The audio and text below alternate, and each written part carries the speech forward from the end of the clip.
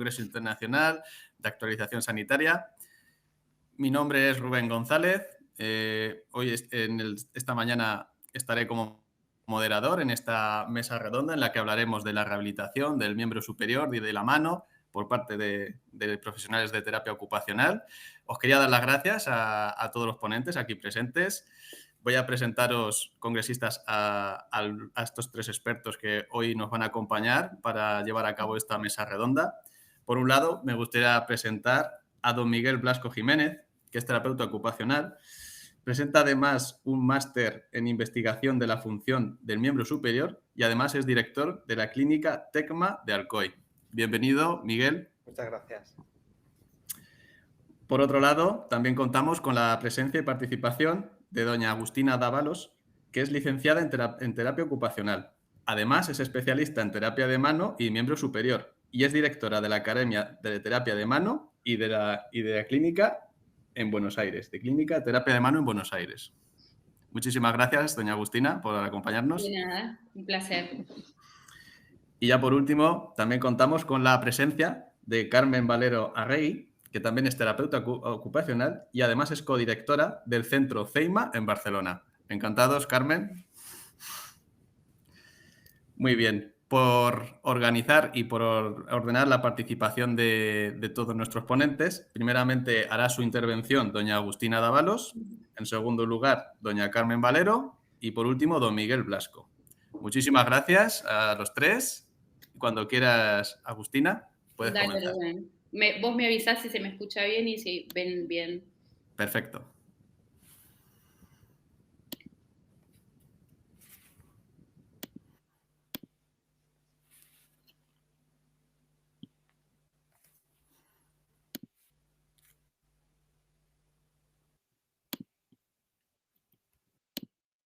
¿Ahí se ve bien?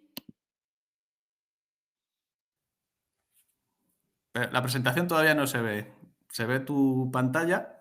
Sí. A ver. Vuelvo. Me dice que sí.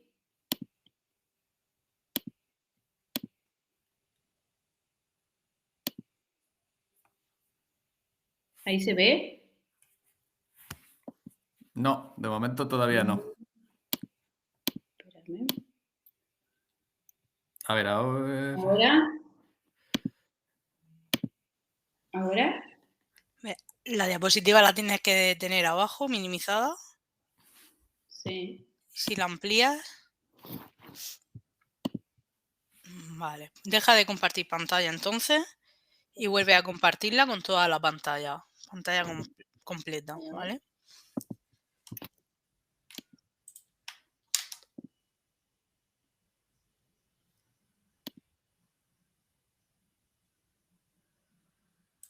A ver ahora, si lo toma.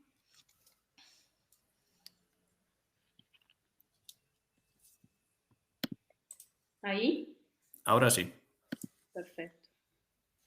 Bueno, para mí es un honor estar acá y poder hablar de un tema que para mí es apasionante y es el abordaje en terapia de la mano en mano reumática, desde una mirada, desde la terapia ocupacional, ¿no? De esta mirada que es necesaria en una patología que avanza en silencio, una patología que no sabemos hacia dónde va, una patología que tiene incertidumbre en los pacientes, y acompañarlos durante todo ese proceso es muy importante en el campo nuestro, en lo que es terapia ocupacional. Ustedes saben que la artritis reumatoidea es una enfermedad sistemática, más frecuente en las enfermedades autoinmunes, es a nivel mundial, todo el mundo, en todos los países empieza a tener cada vez más casos porque se empiezan a diagnosticar tempranamente, por suerte, y eso nos permite a nosotros tener una mirada mucho más temprana en su recuperación. Esta afección, esta patología trae déficit funcional, trae dolor, trae pérdida de función estratégica, pinzas finas, pierden la actividad diaria de vestido, alimentación, higiene. El impacto de esta patología en los pacientes es muy negativo y aparte les altera su calidad de vida. Y desde el momento que altera la calidad de vida en el paciente, debería estar el terapeuta ocupacional acompañando esa patología. La artritis reumatoidea es una enfermedad que es crónica y el paciente la va a tener en todo su trayecto y en toda su vida. Y es ahí donde uno tiene que lidiar con distintas estrategias y distintos síntomas que van a ir ocurriendo, y es por eso que el terapeuta ocupacional debe entender y debe ser especializado, ya que aparecen distintas sintomatologías como dolor, rigidez, hinchazón articular, fatiga, deformidades articulares, las cuales deben conocer los pacientes cuáles son para estar atentos a esas alteraciones y poder abordarlas tempranamente, ¿no? Entonces, el impacto que tiene la artritis reumatoidea en este tipo de pacientes es fuerte y se necesita un equipo multidisciplinario atrás de su evolución. Tienen que saber que hay síntomas y deformidades que van a suceder y las tienen que conocer para que esto sea un trabajo preventivo. Entonces, saber o conocerlas no significa que uno esté en una posición de alerta o de negatividad, sino al contrario, es conocer esas deformidades que pueden suceder, nos atajan a prevenir y a estar atentos a cualquier cambio y poder modificar y contener esta patología. El objetivo principal nuestro sería enlentecer el proceso evolutivo de la artritis reumatoidea. No la curamos, pero sí la podemos enlentecer, podemos cubrir necesidades que van apareciendo. Sí van a tener rigidez matutina, que es lo tradicional, que empiezan con déficit articular en la mañana, y eso nosotros como terapeutas ocupacionales deberíamos intervenir para que eso no suceda y que esa rigidez empiece a mejorar y no se instale en cada articulación. La tenosynovitis de los tendones flexores pueden reducir el movimiento y es algo que sucede y pueden traer otras patologías asociadas como el dedo gatillo o tendinitis o algún túnel carpiano, patologías que no son específicas de la artritis reumatoidea, sino que son consecuencias de la tenosynovitis. Entonces es ahí donde actúa el terapeuta ocupacional especializado en terapia de la mano y es el que más acertado está en trabajar este tipo de patologías. Las deformidades de las manos van a suceder, lo cual tiene que estar atento a estas situaciones porque son desventajas mecánicas a la hora de trabajar en lo cotidiano. Entonces deberíamos protegerlas, deberíamos equipar para que eso no suceda, pero los tiempos también tienen que ver con un estudio que se ve a través de los trabajos científicos, que hay pocos, sería bueno tener más, pero a través de trabajos científicos, a través de experiencias, y la mirada del experto es importante para que uno pueda entender en qué momento tiene que uno incorporar algún equipamiento de protección o de ayuda funcional. Los cuellos de cisne, las deformidades tendinosas empiezan a suceder también y empieza a haber un desbalance de trabajo de los tendones flexores y los extensores, por lo cual necesitamos que esos tendones no estén fatigándose en la hora del trabajo. Igual que los nódulos reumáticos, son dolorosos y muchas veces están en alteraciones funcionales. Todas estas deformidades nos van trayendo dificultades en el manejo de la calidad de vida y hay estrés en la realización de esas actividades y por lo cual nosotros deberíamos disminuir el estrés de esas articulaciones en las actividades diarias. Mantener al paciente más activo y más autónomo sería nuestro objetivo y que no se aleje de las actividades a pesar de que tenga esas alteraciones físicas, ¿no? Darle las soluciones para que él pueda estar lo más automatizado posible y lo más cercano a sus actividades laborales y cotidianas. Tenemos que hacerle entender al paciente que hay periodos de descanso y que cuanto más jóvenes son, es más complejo que se entienda ese periodo de descanso. La artritis reumatoidea actúa igual en un paciente de 35 que uno de 65, y los tiempos de descanso tienen que estar en todas las edades y en todo el proceso evolutivo de esta patología. No cuando la patología ya está presentando más alteraciones, es cuando nosotros deberíamos actuar, sino en forma temprana para que ese paciente esté educado y que tempranamente tenga las estrategias para poder abordar esta patología. En cuanto al abordaje terapéutico nuestro, específicamente, va a aliviar el dolor y la función del paciente, justamente lo contrario a lo que haría un objetivo quirúrgico. Entonces, nosotros trabajaríamos funcionalmente, o nuestro objetivo principal sería aliviar el dolor y la funcionalidad de nuestros pacientes, educando al paciente principalmente, creo que es el objetivo principal. Si el paciente no está educado, el paciente va a volver a recaer en distintas estrategias que no son las correctas, entonces deberíamos educar al paciente en este tipo de patologías. Por eso yo destino siempre 3 sesiones de mi rehabilitación a la educación del paciente. El equipamiento ortésico es necesario para disminuir el estrés, y lo vamos a ver, las adaptaciones, las estrategias de cuidado que uno le pueda brindar, la economía articular para prevenir estos excesos de energía, la reeducación muscular y la reprogramación de pinza para mantener lo más funcional posible a nuestro paciente. El propósito de iniciar principios de protecciones articulares tempranos es disminuir el estrés y el daño que puede causar esa actividad en las articulaciones, ¿sí? A través de métodos de trabajo cotidianos que alteran esa modificación, que vos le modificás el gesto y lo reeducás a hacer el movimiento de otra manera, protegiendo esas articulaciones.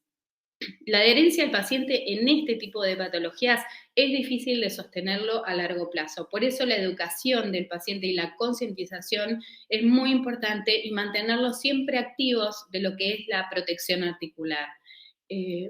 Por lo general mis pacientes siempre tienen una posibilidad de hacer ebooks, talleres y distintas actividades que los mantiene activos en la protección articular para que ellos no puedan salir de ese foco, ¿no? En cuanto a las ortesis, el uso más frecuente para disminuir, digamos que se usan para disminuir el dolor, para minimizar las deformidades, disminuir la inflamación, disminuir el estrés de las articulaciones y brindan apoyo en la función y estabilizan la articulación. Esos son los objetivos principales.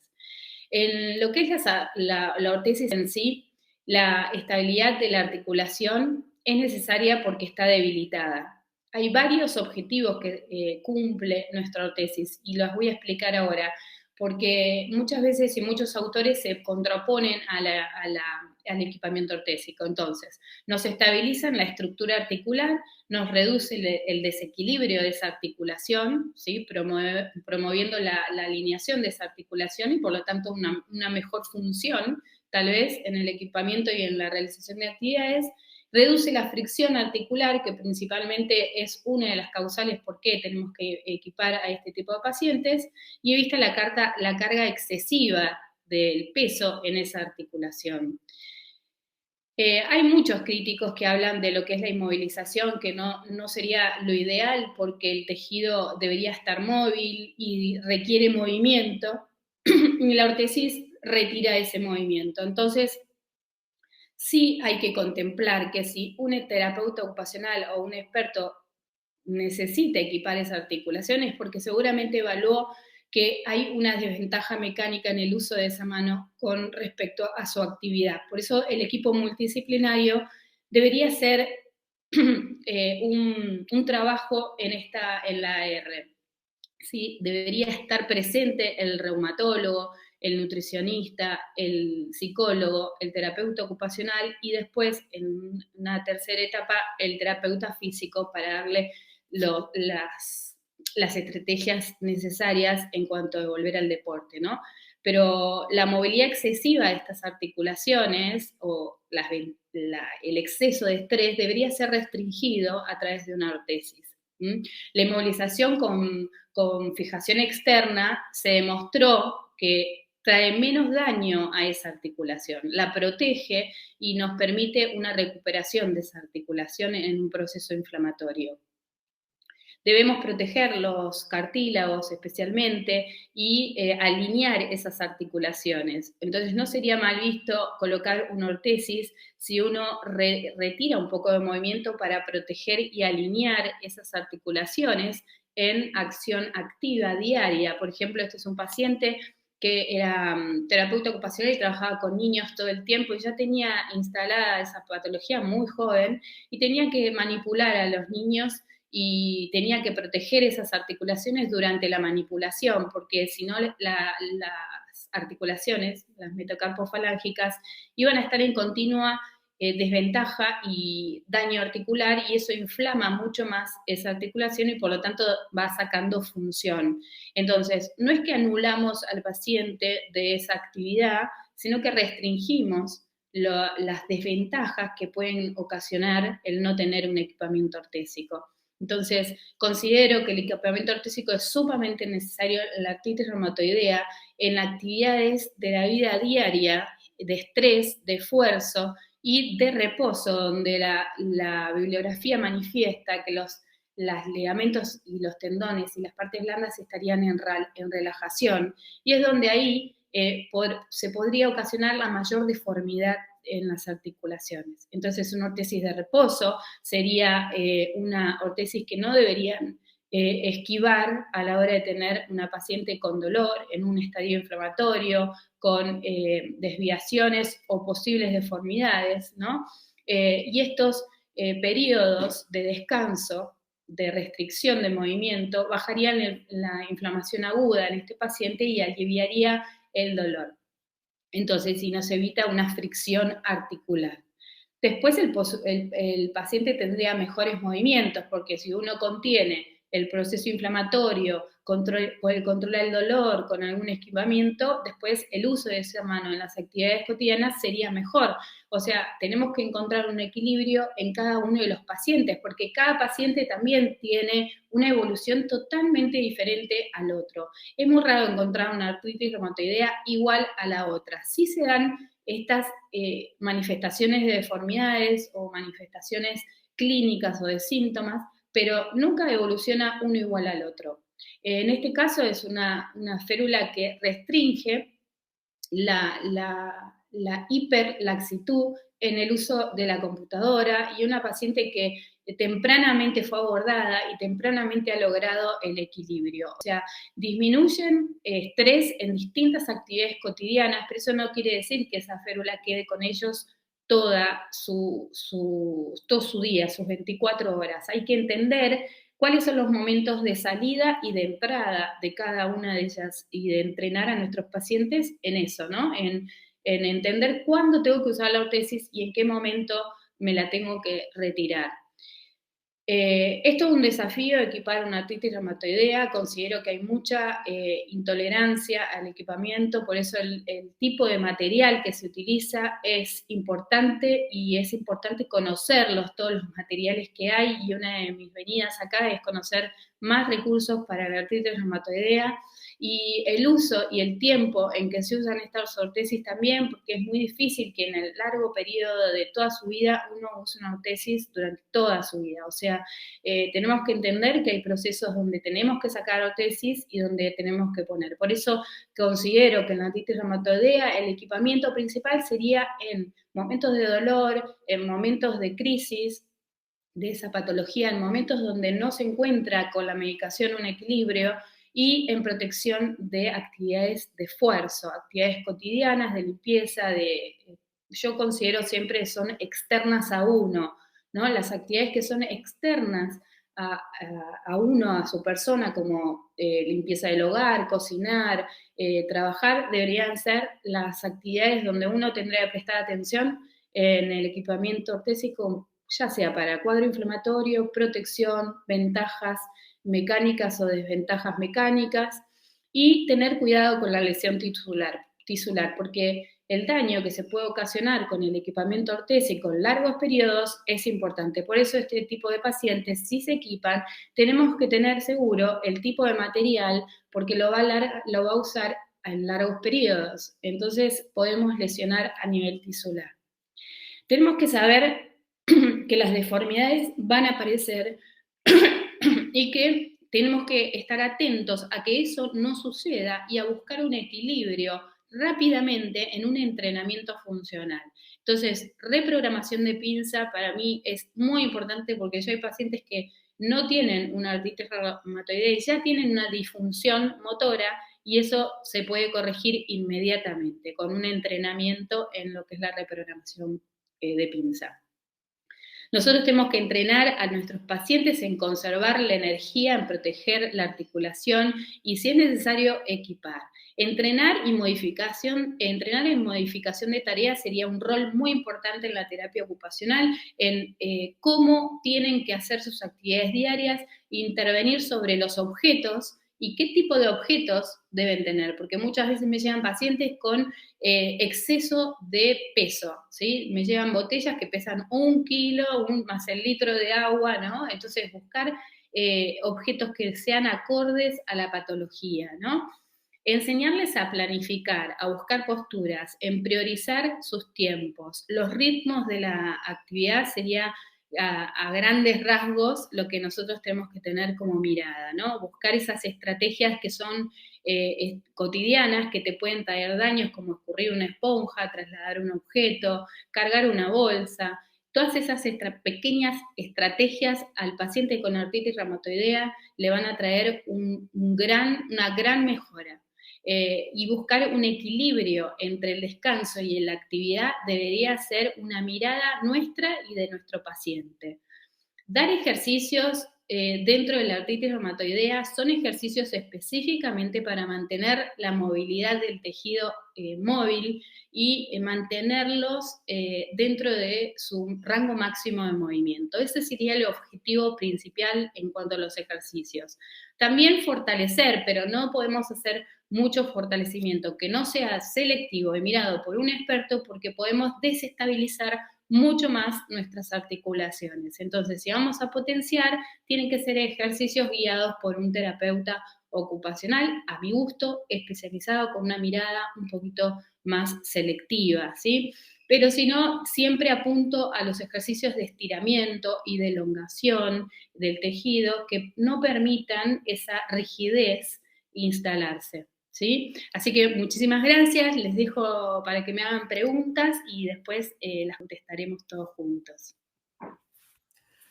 Muchísimas gracias, Agustina. Muy, muy interesante el abordaje de la mano reumática, la verdad. Sí, muy Pues nada, lindo. la verdad es que sí, muy interesante.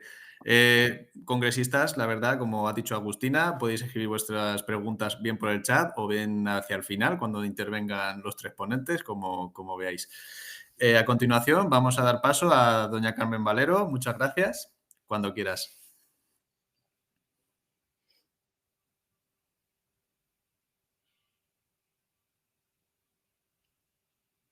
Bueno, ahora.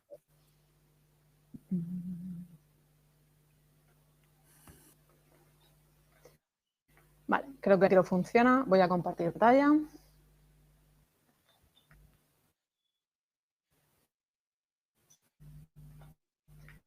Vale.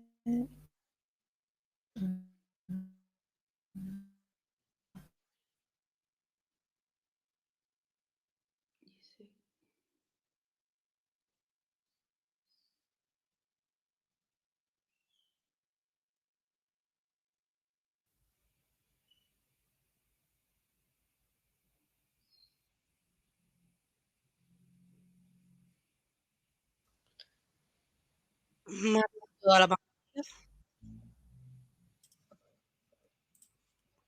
Te saldrá debajo la imagen, le pulsas y ya se activará el botón de compartir.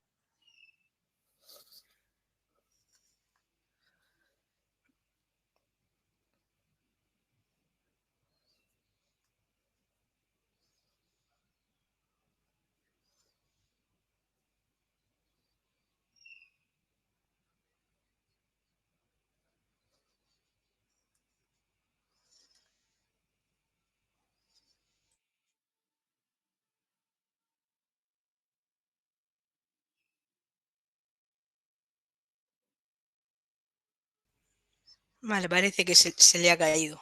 Se le ha caído Justamente vamos a esperar a que entre Rubén, ¿querés que vaya contestando las preguntas? o si no que empiece Miguel y Dale.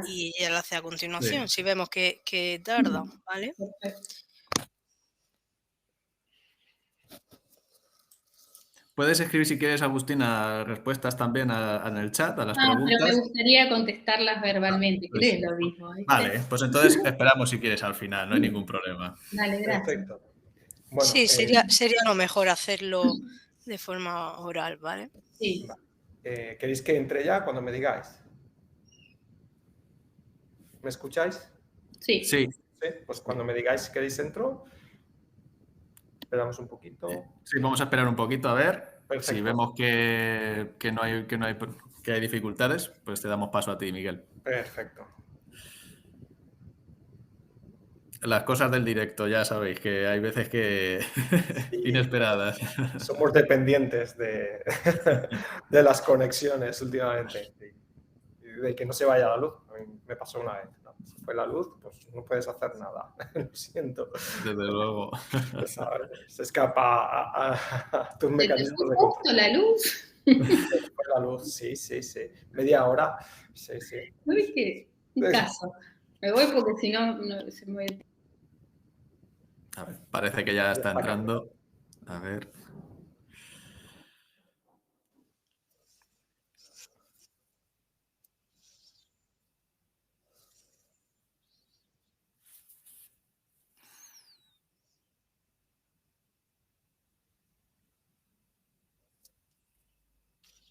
Carmen, ¿nos escuchas? El micro, que está silenciado. A ti no te oímos. El micro lo tiene silenciado.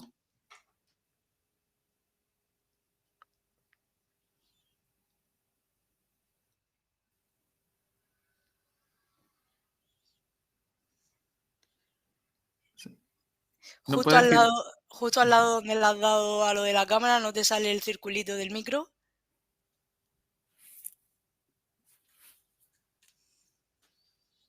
No. No. Vale, pues si quieres, Carmen, sal y vuelve a entrar y mientras que lo haga Miguel, ¿vale? Así mientras tú vas saliendo y entrando, ha sido cosa de internet que al caerse seguramente ha perdido el permiso del micro, ¿vale? Pues sales y otra vez con el mismo enlace vuelves a entrar, ¿vale? Mientras que lo haga Miguel. Y así no esperamos, si te parece bien, claro. Porque tienes todos los permisos activos. Pues nada, tendrá que salir y volver a entrar probablemente. Claro. Sí.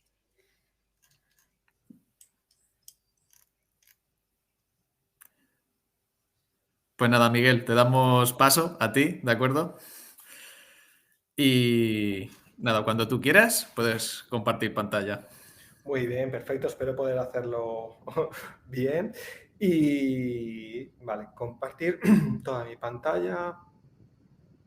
Seleccionar, compartir. Bueno, en primer lugar quería agradecer a todos los organizadores de este estupendo congreso por contar con mi presencia y poder hablarles de este tema que me apasiona. ¿vale? Entonces, muchísimas gracias también a las personas que están perdiendo un poquito de su tiempo, de su valioso tiempo, en dedicarnos un poquito de atención. Bueno, yo vengo a hablarles pues, un poquito de terapia ocupacional y, bueno, qué estamos haciendo dentro de la terapia ocupacional con la realidad virtual y su aplicación en el miembro superior. ¿no? Y en otras patologías también se puede aprovechar. Bueno, pues como ya saben ustedes, un terapeuta ocupacional trabaja por y para la actividad, bien como medio o bien como fin. Dentro de nuestro marco de trabajo, la parte del juego es una parte fundamental, ya no solo en los niños, en población pediátrica, sino también en la población adulta, porque el juego nos posibilita trabajar múltiples componentes.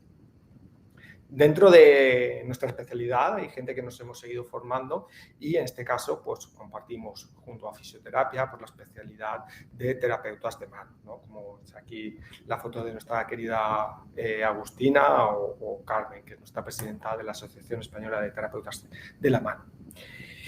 Pero bueno, lo primero que tenemos que definir es qué es la realidad virtual. La realidad virtual es un engaño. Eso es lo primero, la primera idea que nos tenemos que hacer, es decir, son sistemas creados para engañar nuestro cerebro. Son la representación de escenas o imágenes de objetos producidos por un sistema informático que da su sensación de la existencia real, ¿sí? Es decir, lo que va a hacer es una simulación, se estudia mucho a nivel de psicología hoy en día de cómo podemos engañar nuestro cerebro, ¿no? A través de escenarios que se sienten reales, ¿no? O sea, lo veo y lo siento, llego a percibirlo, que realmente esa realidad virtual la interpreto, hay una parte de mi cerebro que lo interpreta como real. Y además sabemos que tienen potencial terapéutico, pero además son seguros para practicar ciertas actividades de la vida diaria, incluso de los deportes, en determinadas situaciones donde no podemos, ¿sí?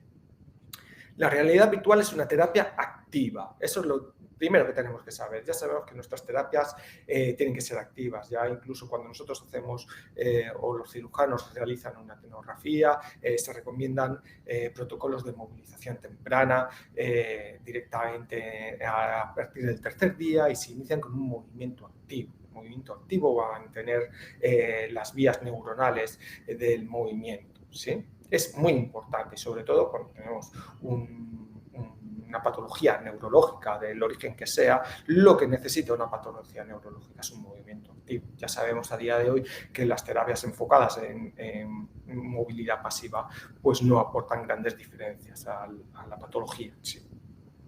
Además, tiene que ser multisensorial, la realidad virtual es multisensorial, divertida, con una retroalimentación inmediata que aumenta la motivación y la adherencia a los pacientes.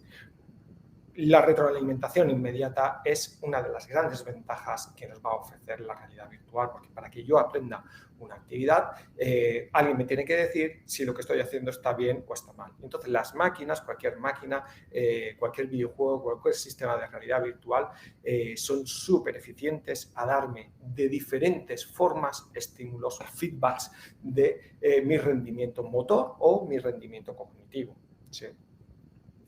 Fijaros, son herramientas específicas, intensivas y placenteras. Esto es muy importante. Cuando yo someto a una persona a una actividad placentera, su capacidad de aprendizaje aumenta, su capacidad de distraer el dolor aumenta.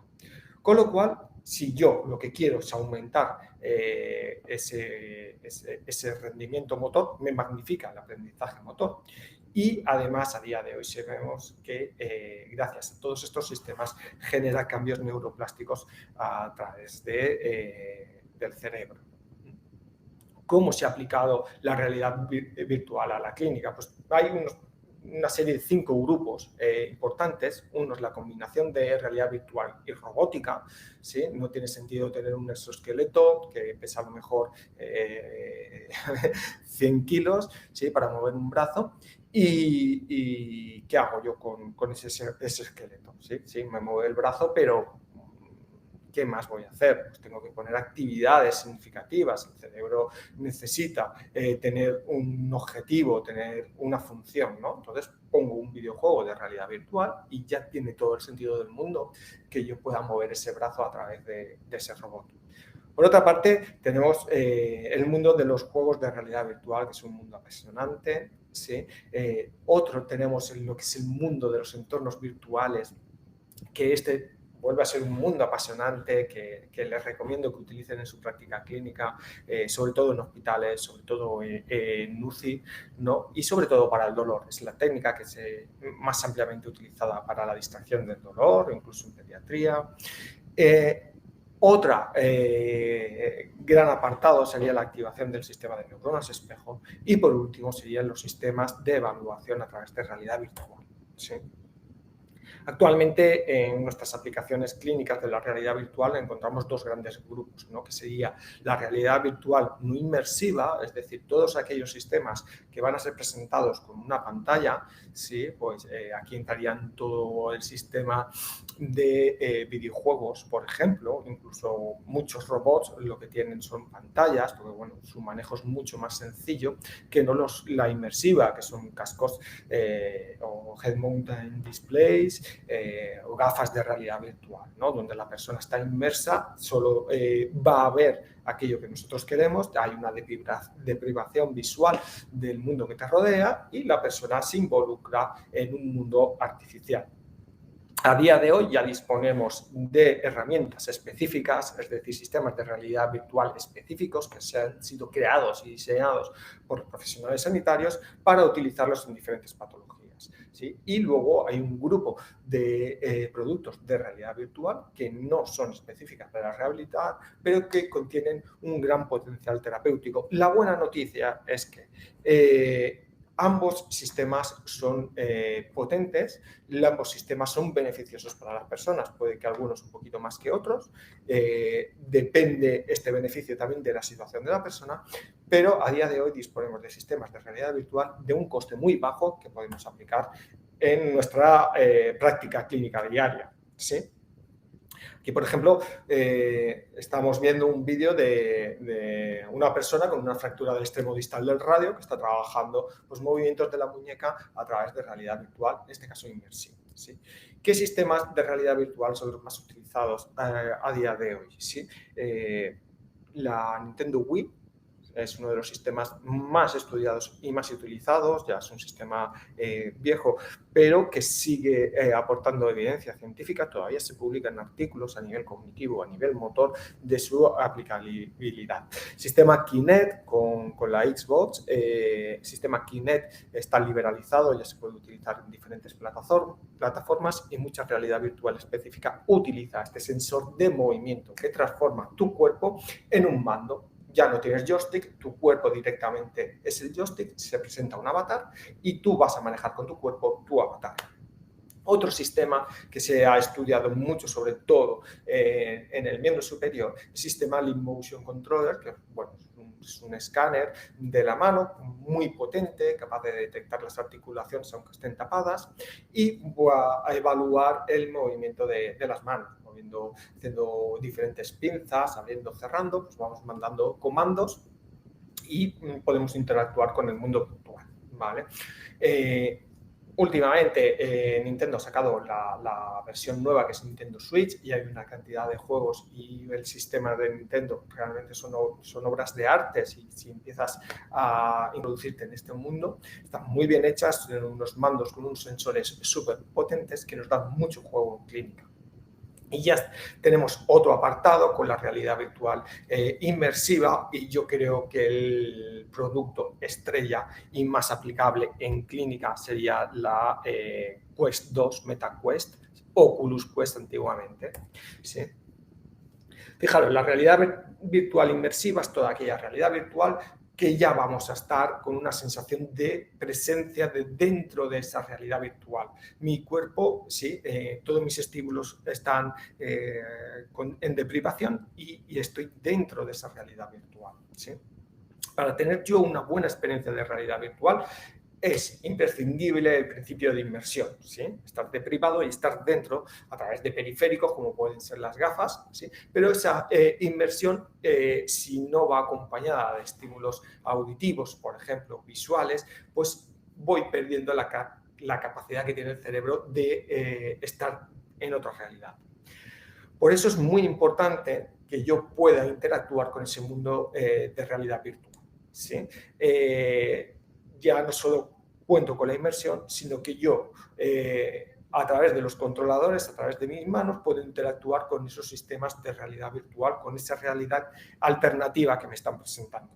Pero si además esa realidad alternativa se comporta como el mundo real y tú cuando miras para abajo ves unos pies, cuando abres un cubo hay basura, cuando ves un vaso tiene fondo, tiene líquido dentro, es decir, esa realidad virtual tiene contingencias sensoriomotoras que son acordes, imitan la realidad, es el mundo real, pues el cerebro crea una sensación psicológica que se llama place illusion, presencia, y es que el cerebro, de forma consciente e inconsciente, se cree que esa realidad es real, ¿sí? Entonces, llega a ser tan potente esta sensación que nos podemos encarnar en un cuerpo virtual. Y esto se estudia mucho, sobre todo en dolor. ¿sí? Cuanto más potente es el sistema de realidad virtual, cuanto mejor hecho está, más capacidad tenemos de encarnarnos en un cuerpo virtual y, bueno, pueden crearnos la sensación de que tenemos 2 brazos derechos, 2 brazos izquierdos, ¿sí? Realmente no voy a entrar mucho en esto, pero cómo genera la realidad virtual cambios neuroplásticos, ¿sí? Cuando yo me enfrento con esta realidad virtual, vamos a poner de ejemplo un videojuego. Dentro del videojuego tengo un objetivo, ¿sí? Una tarea con objetivos, ¿sí? Que además la realidad virtual me va a decir que repita. Esta repetición va a activar pues, todos los circuitos neuronales necesarios para llevarla a cabo. Y además, súper importante, voy a tener un feedback visomotor, pero también voy a tener, si estoy utilizando mandos, pues retroalimentación áptica, retroalimentación auditiva, retroalimentación visual. Por lo tanto, yo sé si lo estoy haciendo bien o si lo estoy haciendo mal, o si lo estoy haciendo medianamente bien. Y me está diciendo, además, si tengo capacidad de mejora, ¿sí? Me va motivando, además. Cuando juntamos todos estos aspectos, al final, en nuestro cerebro emite cambios biológicos y realiza una neuroplasticidad. Bueno, aquí tenemos un ejemplo de la utilización de la Wii, ¿no? Y bueno, a nivel de hoy sabemos que la realidad virtual, sobre todo cuando hablamos a miembro superior, en realización del ictus, tenemos un gran volcado de evidencia científica y bueno, sobre todo para mejorar la función motora, vale, es muy interesante, ¿sí? Incluso pues, podría reducir, aunque la calidad es mediana, la severidad del ictus. Ojo, siempre se va a utilizar como un complemento a mi intervención. Bueno, bien, aquí tenemos otro ejemplo. Aquí tenemos otro ejemplo de la utilización, en este caso en una fractura de extremo distal del radio, pues mejorando esos sistemas propioceptivos y de control motor utilizando pues, un videojuego, ¿no? Dentro de la terapia de la mano, lo que más he utilizado, lo que más se ha investigado de momento es el sistema Wii y el sistema Leap Motion Controller, y sobre todo lo que se ha investigado es en el ictus, ¿vale? Sí que es verdad que se va acumulando, hay bastante evidencia en quemaduras, por ejemplo, sí, y bueno, pues también hay un poquito en el tema de fracturas, ¿vale? Pero es un campo todavía bastante virgen. Lo primero que tenemos que conocer también, o tenemos que tener en la cabeza, que cuando hacemos intervenciones de realidad virtual, estamos haciendo enfoques multidimensionales donde vamos a trabajar a la vez el estado emocional, el control del dolor, el aprendizaje motor y la función cognitiva. Todo esto es un pack que lo vamos a trabajar con actividades tan sencillas, tan económicas como jugar a un videojuego de la Wii, ¿sí? Con evidencia científica de 1A, ¿vale? Es decir, creo que nos aporta, es una grandísima herramienta. Cuando hablamos de dolor, ¿qué es lo que hace la realidad virtual en el tema de dolor? Pues bueno, desciende... Uy, perdonad, es que no se ha activado el vídeo. Desciende el dolor, la realidad virtual, a través de un proceso de distracción del dolor, ¿vale?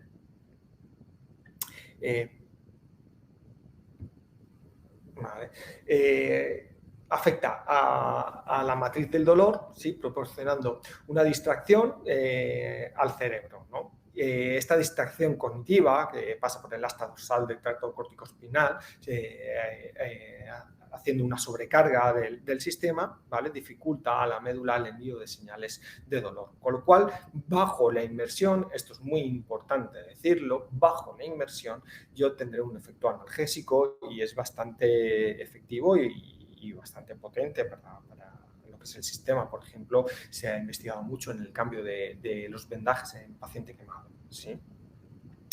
Entonces, igual en otras patologías, utilizar la realidad virtual tiene que estar bastante bien definida, porque si yo tengo un problema de una inestabilidad articular, ¿sí? Como en el caso que nos comentaba anteriormente la ponente Agustina, al tener un descenso del dolor, puedo generar un proceso de inflamación mayor. Sí. Bueno, uno de los grandes campos de la investigación en la realidad virtual es el dolor por miedo fantasma. Acaban de publicar esta revisión sistemática y nos vuelca la información de que la realidad virtual tiene un efecto con solo una aplicación, sí, de esta creación de la ilusión, de esta encarnación de ese miembro que ha sido amputado, ¿sí? Entonces, es una técnica con bastante potencial, no se utiliza de forma aislada, sino que se utiliza en combinación con otro tipo de técnicas, pues desde terapia podemos utilizar el Graded Model Imaginary, ¿vale? Y de momento el nivel de evidencia es bajo, ¿sí? Hay que mejorarlo.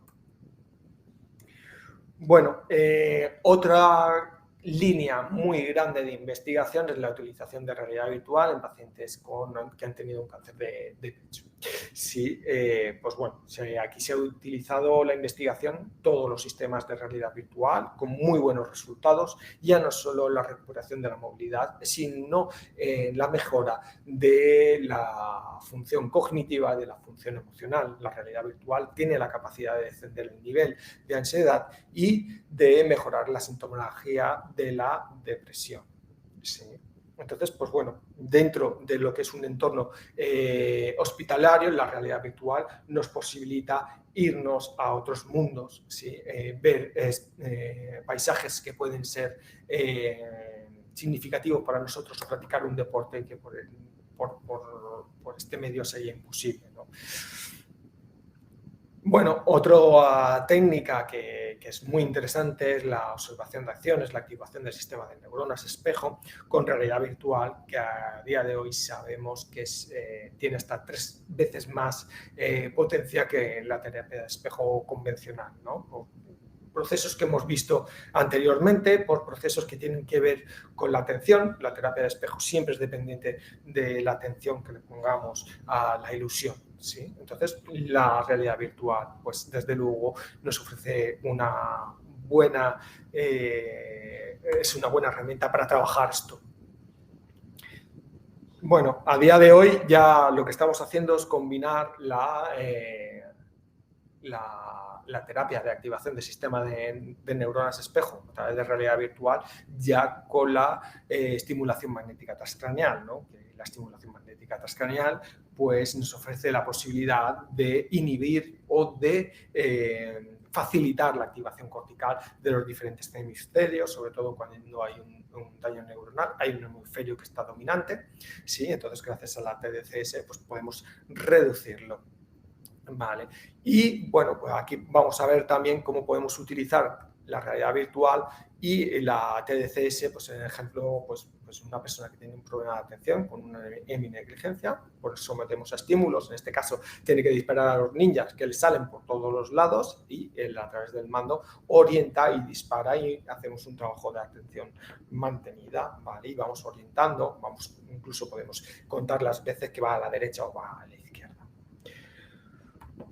Pues bueno, yo creo que ya les he contado todo lo que les había preparado. Les dejo con una frase que me gusta mucho, que es: el cuerpo físico presenta limitaciones físicas, pero la mente, y podemos trabajar sobre la mente para superar nuestras limitaciones físicas. Y bueno, muchísimas gracias y quedo a la espera de sus comentarios. Voy a dejar de compartir y volver. Muchísimas gracias, Miguel. Muy, muy interesante, la verdad, la actualización en nuevas tecnologías y en realidad virtual que nos has ofrecido. La verdad es que tiene un campo de aplicación enorme y más todavía con el desarrollo que se está también llevando a cabo, que cada año es mayor. La verdad es que es muy interesante. Muchísimas gracias. Pues vamos a ver si Carmen puede conectarse, que yo creo que va a poder ahora. No le va, Rubén. Avísale que salga otra vez y vuelva a entrar. No le va. No va. No, eso debe ser porque tiene poco internet. Al tener poco wifi no deja hacer nada. ¿Vale? Ya, vaya. Intenta otra vez. Venga, vamos a intentarlo.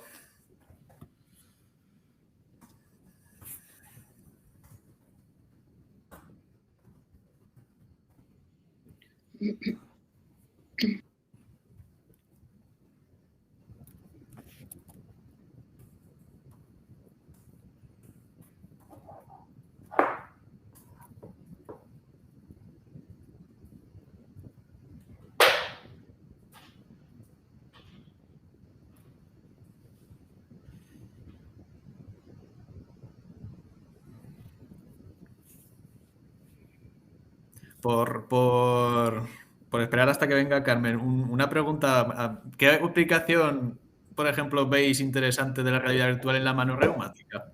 Porque, si queréis, a ver primeramente Agustina y luego Miguel. ¿Cómo? No te escuché. ¿No? Ah, vale. Con todo el abordaje que nos ha estado indicando Miguel de la realidad virtual en el entrenamiento de miembro superior y demás, ¿qué aplicación, por ejemplo, práctica le podríamos ver en una rehabilitación de la mano reumática? Ok. Bueno, yo tengo una mirada que Miguel ya la conoce, que es un poco lo que tengo pendiente con él, es trabajar el dolor en la mano reumática, ¿no? La crisis, cuando la medicación empieza, ¿viste?, a no tener sus resultados, porque no todo el mundo tiene la misma medicación, las mismas cantidades, el mismo grupo multidisciplinario, ni tiene todos los recursos. Hay una etapa donde vienen a rehabilitar y vienen con mucha sintomatología y mucho dolor.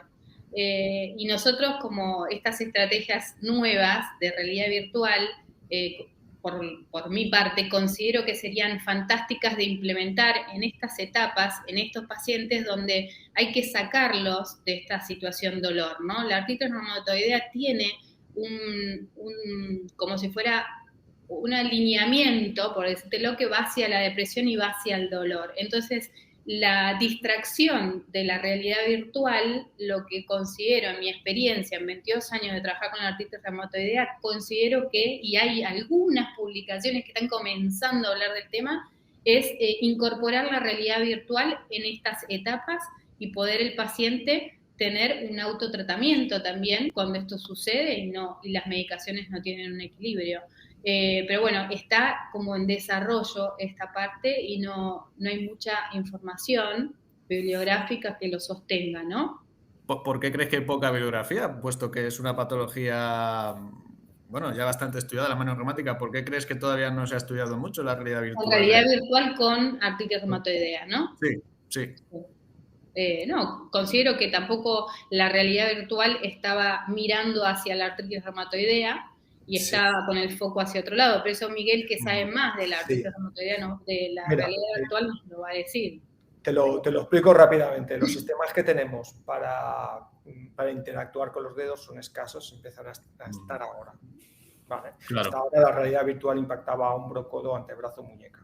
¿Vale? Dentro de la realidad virtual se está investigando, por ejemplo, en dolor por artritis reumatoide o por otras patologías, vamos a poner artritis reumatoide. Se está trabajando bajo otros conceptos. Esto es complicado, ¿vale? Se trabaja con imaginería motora y se está trabajando en base a conceptos de, por ejemplo, si yo tengo una articulación inflamada, yo muestro una mano más pequeña de la real, ¿no? Si yo tengo una articulación muy vivaz, igual puedo utilizar manos difuminadas, ¿sí? Y todos estos procesos, o al contrario, si yo veo que mi mano, por el dolor, por la inactividad, está muy poco representada, puedo activar esa representación cortical ampliando la mano. Es decir, son conceptos que se están desarrollando, que están en investigación más básica, ¿vale?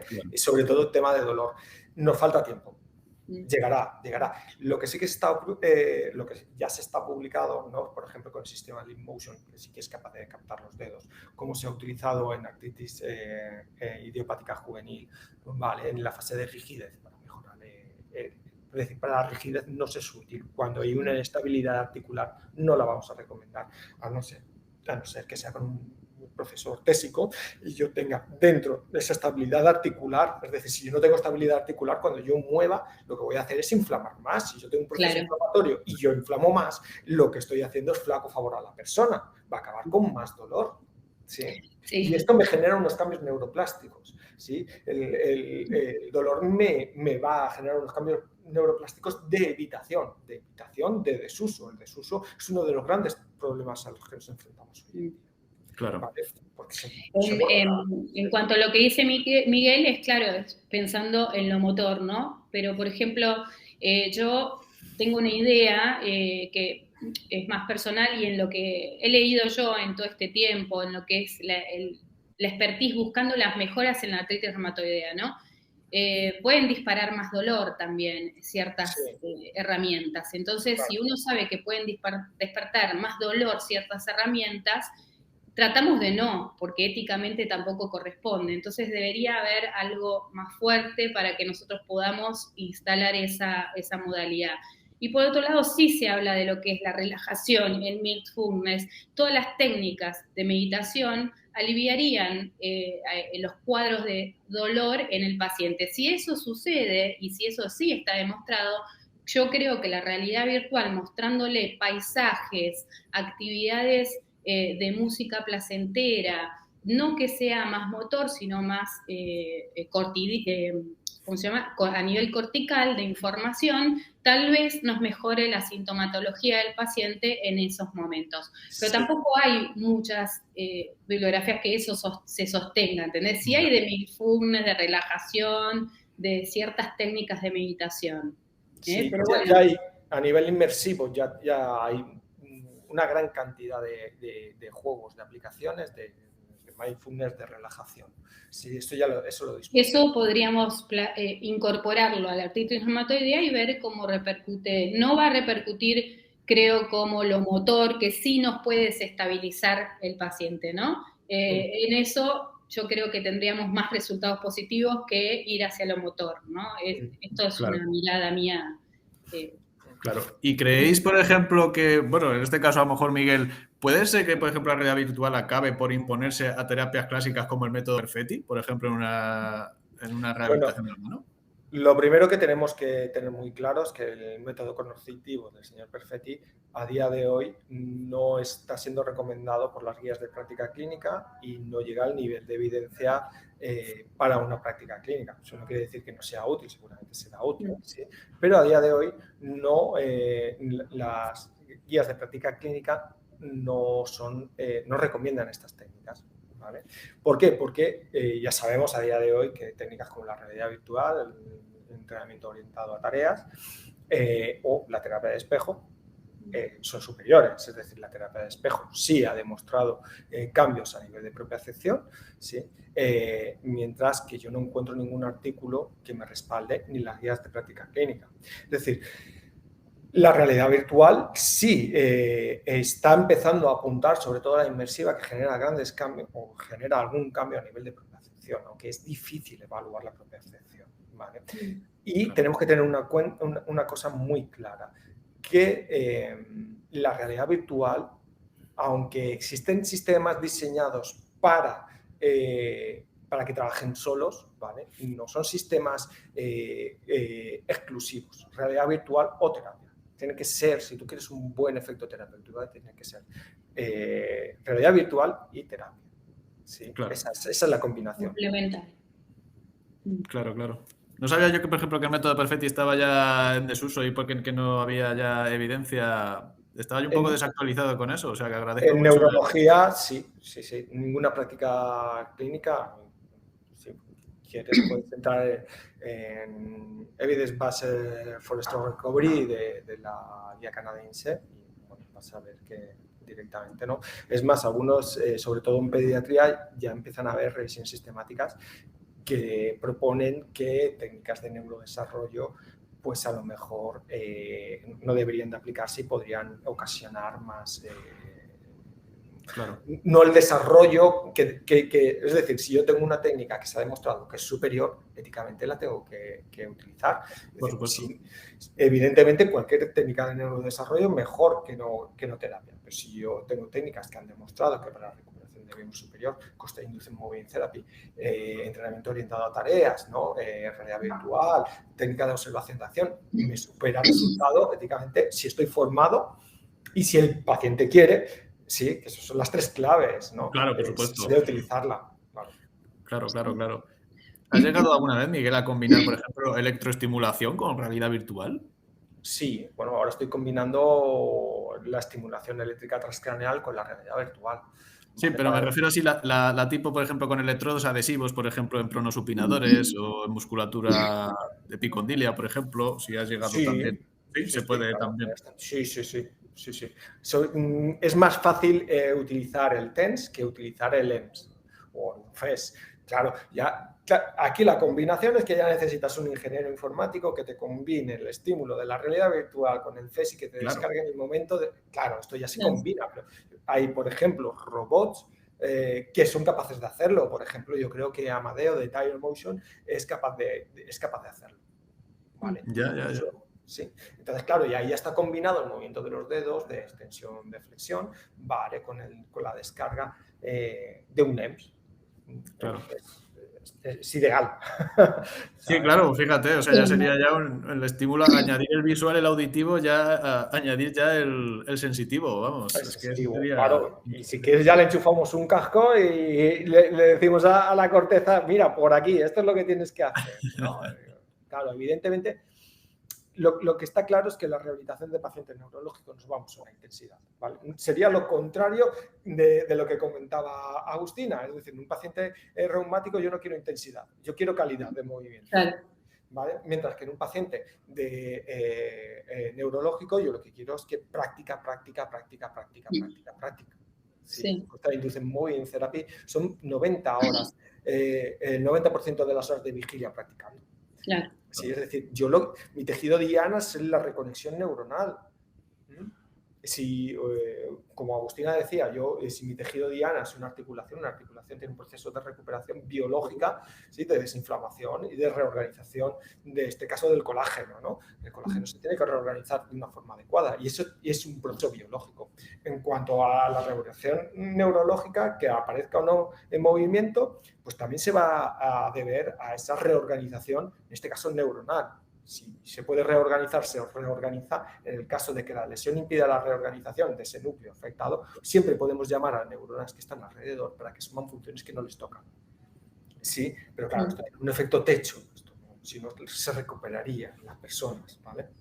Es decir, pero estos son procesos biológicos que cuestan. Sí, no, esto no pasa. Sí, después Rubén, hay en lo que es artritis reumatoidea, hay maquinarias que se están probando de lo que es cinematografía, que te estudia la parte motora, todavía no está desarrollada en la parte clínica, de cómo te moves a nivel motor, ¿sí?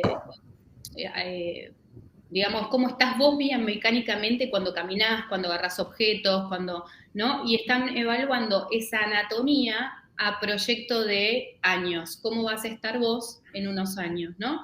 Entonces lo que harían es ver cómo tu patología evolucionaría en 10 años para que vos puedas tener el control 10 años antes, ¿sí? Es un poco lo que en la realidad virtual está viendo en artritis reumatoidea, están tratando de incorporar robots que evalúen tus posturas, tu estructura, tu marcha, ¿no? Y que puedan entender hacia dónde va tu patología, cómo repercute en cada uno de ellos, porque, bueno, el deterioro no es marcado en todos iguales, ¿no? Ya.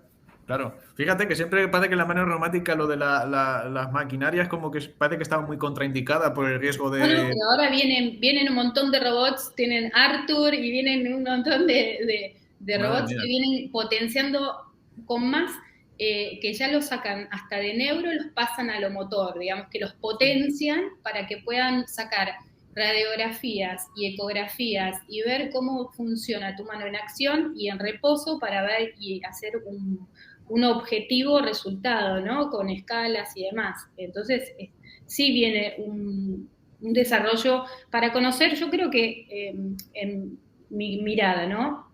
Nosotros como personas, para conocer al cuerpo humano por dentro y por fuera y cómo va a ser de acá en adelante, ¿no? Cómo vos vas a estar de acá a 10 años, cómo va a ser tu envejecimiento, cómo va a ser más allá de la artritis reumatoidea, ¿no? Si se pueden prevenir cosas que uno pueda trabajar ahora, está bien los robots. Me parece que es algo que viene a futuro.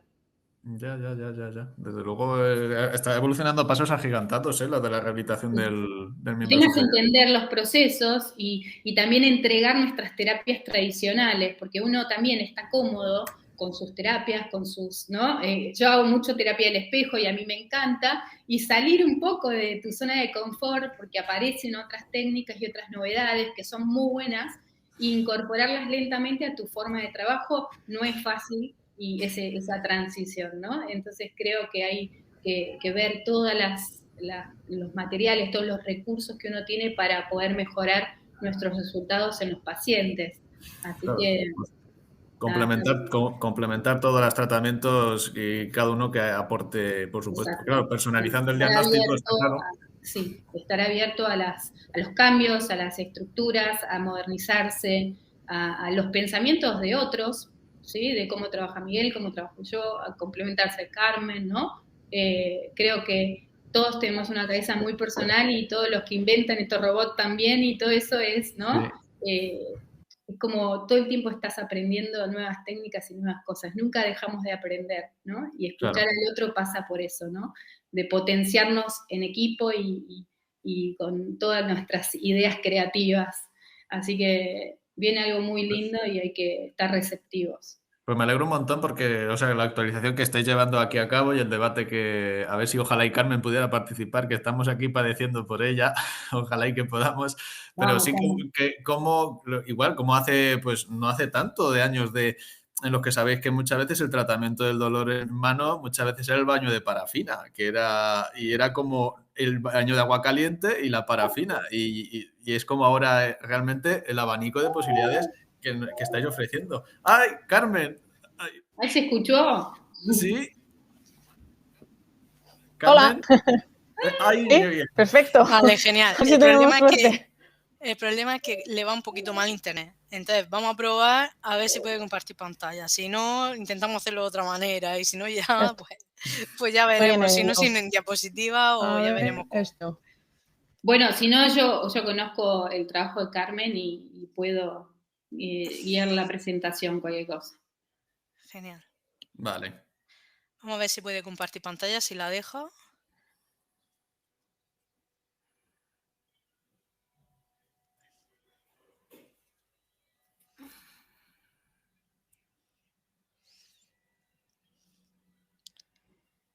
Está cargando, se le ha paralizado la imagen. Espera, a ver. Sí. Parece que está cargando, sí.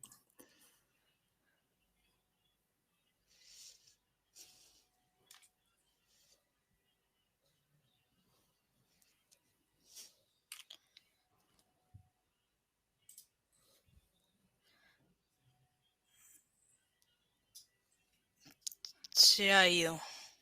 Se le ha ido. Vale, pues no sé si se le ha ido porque ha quitado la cámara. Porque yo veo la pantalla, veis la pantalla de ella, ¿verdad? Sí, se le ve. Vale, por ahí A ver, vuelve. sí. Vale, le baja la calidad a todo, a ver si, aunque se nos vea un poquito la imagen un poquito peor, le pido perdón a los congresistas, pero es para ver si no se le va nada. Perdón, si no prende el video, tal vez pueda transmitir, ¿no? Digo, yo, sin saber. Si la cosa es que se le escuche, pero ahora mismo ni se le escucha.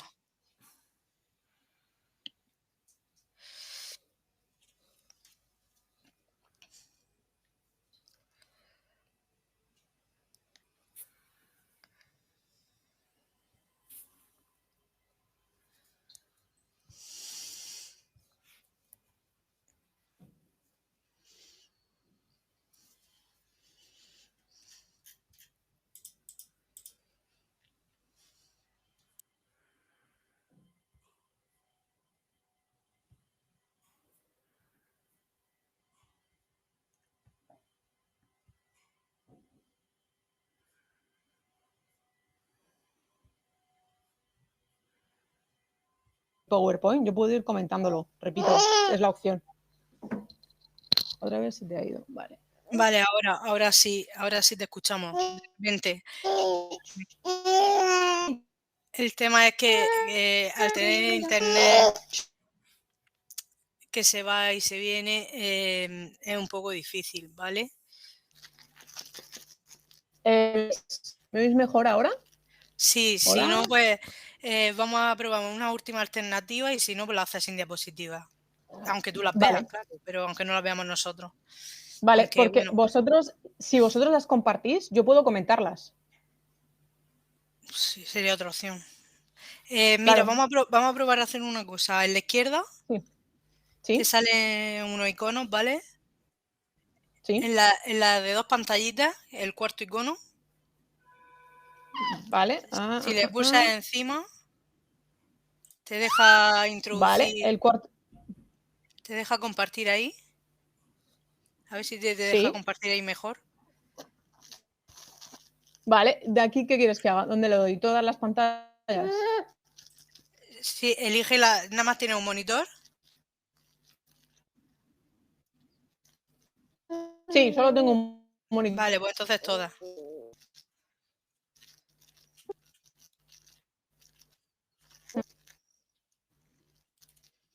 Vale.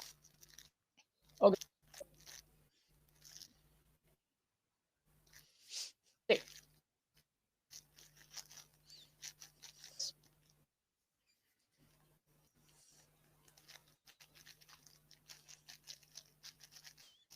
Vamos a ver ahora.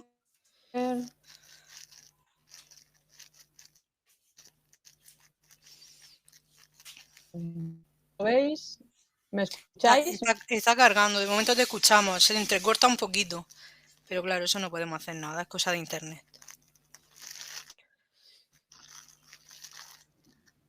Vamos a ver si así se comparte. Vale. Que sepáis que estoy pegada al router, ¿eh? Vale, o sea, ahora. estoy pegada al router y no sé, es como que viene. No sé. Amplía la diapositiva, ya vemos tu escritorio. A ver si tuviéramos suerte. ¿Sí? Sí, lo que pasa es que va a tardarnos en salir. Aunque tú la veas ya, a nosotros nos tarda. Perfecto. Voy a intentar ser lo más eficiente posible. Vale. Bueno. Vale. ¿Ves? Más o menos. Perfecto. Va un poquito lento, tenlo en cuenta. Vale, Emma, pues mira, y ya está. vale. Bueno, me hago un poco, ya me habéis presentado, intentaré ser lo más realidad posible. Vale, mi nombre es Carmen Valero, soy terapeuta ocupacional, como bien me ha presentado Rubén. Soy de Murcia, o sea que para mí es un lujazo este congreso porque me siento como en casa. Llevo 14 años en Barcelona y llevo más de 10 años dedicándome a la rehabilitación de la mano. Yo estudié lo que estudié en Murcia, pero finalmente me fui a trabajar a Barcelona. Bueno, yo trabajo ahora mismo en una clínica que se llama Ceima, que ahora mismo llevamos unos 3 añitos trabajando para la rehabilitación de la mano. Y una de las patologías que más me fascina es la tenosinovitis de Kerbein. Bueno, como todos sabéis, a nivel de la tenosinovitis de Kerbein, bueno, pues es una lesión que se da en la primera corredera extensora de la mano. Sobre todo se dan patologías en mujeres que acaban de tener un bebé, ¿de acuerdo? Sobre todo debido al movimiento de desviación cubital y abducción, la cual tú coges el peso del bebé y entonces cuando lo llevas a cargar o la posición de amamantamiento es cuando se produce la sobrecarga de la primera corredera. Y empezaron a llegar a consulta muchos pacientes con esta patología.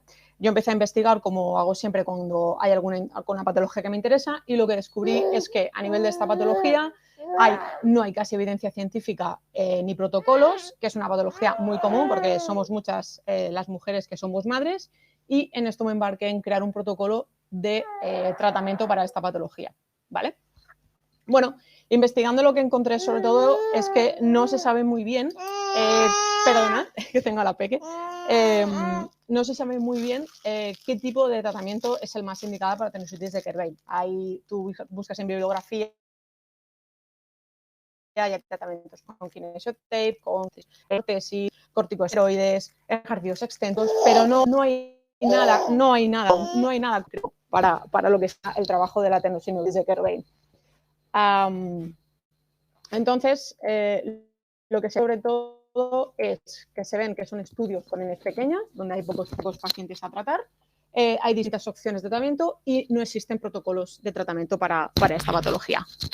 Entonces, a través de la práctica clínica, pues, bueno, intentamos investigar. ¿Qué es lo primero que hicimos? Pues como todo profesional, hicimos estudios de valoración y protocolos de valoración, que son las típicas técnicas, lo que sería el test de Finkelstein, ¿vale? Que es el conocido, pero que sepáis que está mal diagnosticado. Tenemos el test de Mucat, que como se provoca simplemente la desviación cubital del paciente, aquí ya pacientes que tienen ya dolor, ¿vale? Después tenemos el test de Filkenstein, que es cuando hacemos desviación cubital y lo que hacemos es una oposición del pulgar, y el test de Eschenhoff, que es realmente el test que nosotros utilizamos para la valoración del paciente, que es equivocado por el test de Filkenstein, ¿vale? Si buscáis bibliografía veréis que el test de Eschenhoff es el que nosotros te describen a nivel de formación y a nivel de test. Esto ya está descatalogado, se ha escrito en diferentes artículos que es erróneo el Filkenstein y el Eschenhoff. Y después existen otras dos técnicas que nos valoran la primera corredora, que son el test de Brunelli, ¿vale? Que nos describen dolor cuando hacemos desviación hacia el proximal, lo que sería el extensor corto del pulgar, y el test Watts, que nos valora lo que sería el abductor del pulgar, ¿vale? Estos son los test básicos que nosotros utilizamos con los pacientes para realmente valorar cuáles son los tendones que están más afectos, puede ser tanto el extensor como el abductor, ¿vale? ¿Cómo nosotros programamos el tratamiento con estos pacientes? Bueno, pues lo que hacemos es una primera fase en la cual lo que vamos a tratar es el control del dolor del paciente. Vamos a hacer un aprendizaje y una manipulación de lo que sería el bebé o las técnicas o a nivel laboral, cómo trabajaríamos en nuestros trabajos, cómo los podríamos adaptar. Después tendremos una segunda fase en la cual vamos a trabajar la atrofia muscular o la debilidad muscular, la desorganización tendinosa, y una tercera fase que lo que vamos a hacer es un refuerzo muscular para volver a lo que sería Bruni, venga, para lo que sería el refuerzo y la actividad normal. Vale, ok, ven aquí, ven. Perdona, es que hoy ha sido todo horrible, me ha fallado hasta la niñera, disculpad, ¿eh? Vale, lo que sería la primera fase, bueno, primera fase, como todos conocéis y como muy bien ha descrito Agustina, pues sería la colocación de un ferulaje, ¿de acuerdo? Este ferulaje sería una férula medida donde mantenemos la posición anatómica del paciente y normalmente estos pacientes llevan durante 3 semanas lo que sería la férula. ¿Vale? Después, en la primera fase también lo vamos a trabajar es tanto la musculatura abductora del pulgar como la musculatura extensor. ¡Ey! Vale. Perdonad, voy a colocar a la peque por aquí. ¡Upa! Ven aquí. Vale, peque. No, Bruni, no, cariño. Ven. Vale. Hoy no era el día, disculparme. Nada, no te preocupes, vale. La verdad, tranquila. Perdonad, es que hoy ha sido horrible. Bruno, tranquila, cariño. Tranqui.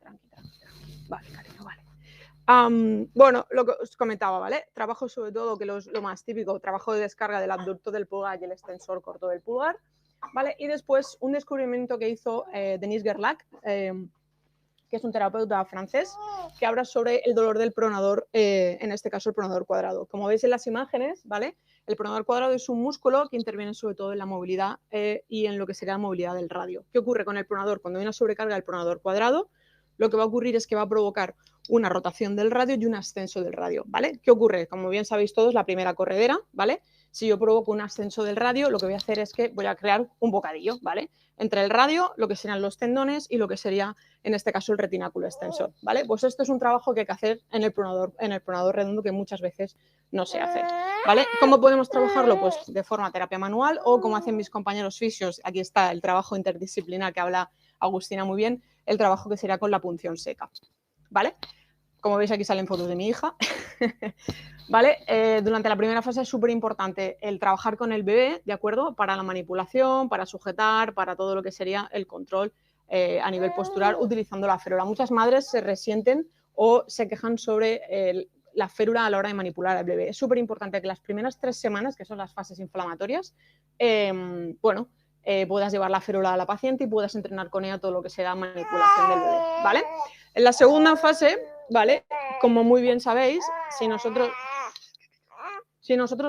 lo que provocamos es una inmovilización, seguro que hay algún médico en el congreso o en la que no son muy pro a lo que serían las inmovilizaciones.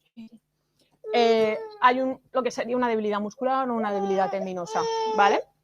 Entonces aquí nosotros lo que vamos a trabajar son los deslizamientos tendinosos, en este caso con tabla canadiense, para evitar la desorganización de las fibras de colágeno. Bruna! Vale. ¿Vale? Y importante el refuerzo muscular. Nunca vamos a trabajar refuerzo muscular ejercicio concéntrico. Siempre vamos a trabajar ejercicio excéntrico. Pensar que durante una primera fase, que normalmente las primeras fases pueden durar 1 o 2 semanas, la inmovilización para bajar la inflamación, hay una debilidad muscular. Bueno, pues introducimos primero ejercicios lo que sean isométricos. Después pasaríamos a ejercicios excéntricos, que ahora os enseñaré algún ejemplo. ¡Ey, ey, ey! Mira, Peque, mira.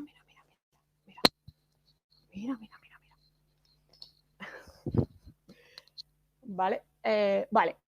Estos serían un poco ejemplos de ejercicios excéntricos. El ejercicio excéntrico es aquel en el cual yo hago que mis tendones controlen el peso, en este caso de la musculatura, el peso, en este caso. A ver si se me carga el vídeo y así podéis ver un poquito lo que sería el ejemplo. Vaya, no se carga. Vale, o trabajos, ¿vale? Vale, aquí esto sí que funciona. A ver, podemos verlo. Vale. Bueno, serían movimientos en el cual lo que yo hago es que la musculatura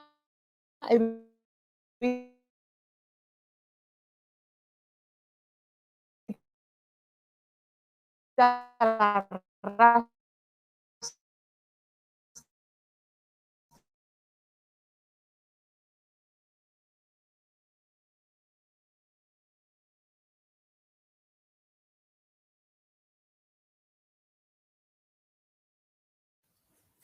Bueno, parece que hemos perdido la conexión con Carmen. Ay, pobre, la verdad es que está interesantísima la presentación y... A ver si... Carmen, ¿nos oyes?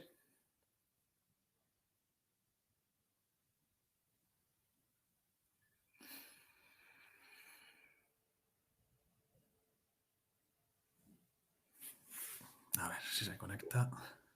No sé, Carmen, si nos escucha. Deja la cámara quitada, ¿vale? Y a ver si se te escucha el audio. Deja la cámara desactivada.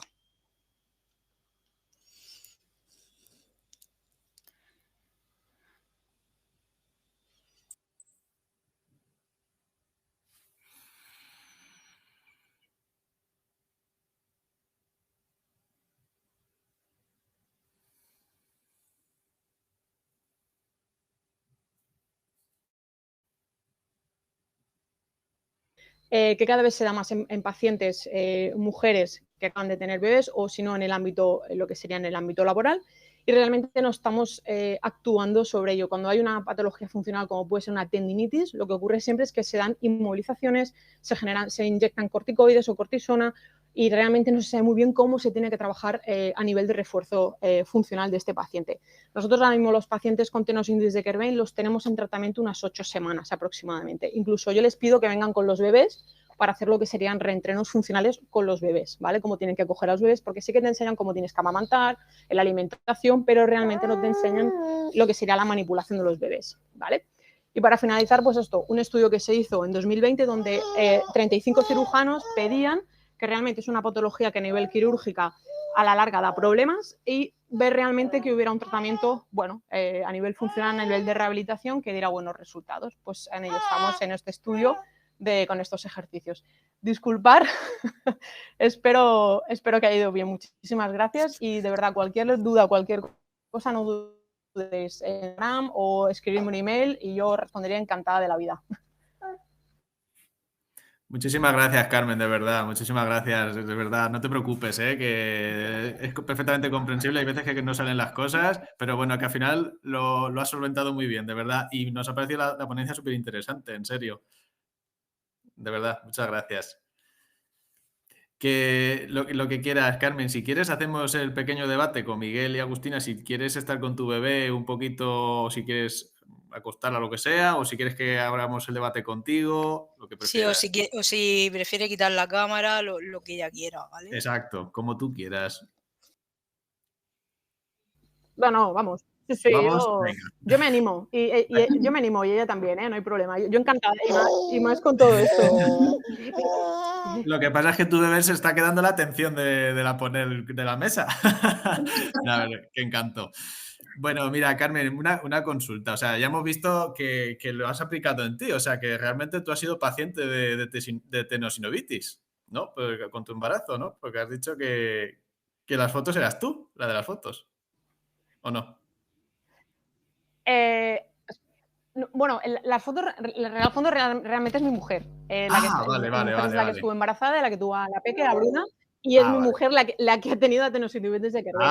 Yo lo de que estoy acuerdo. teniendo es una lesión del supraespinoso de sujetar a este monstruo de 8,5 kilos. Vale.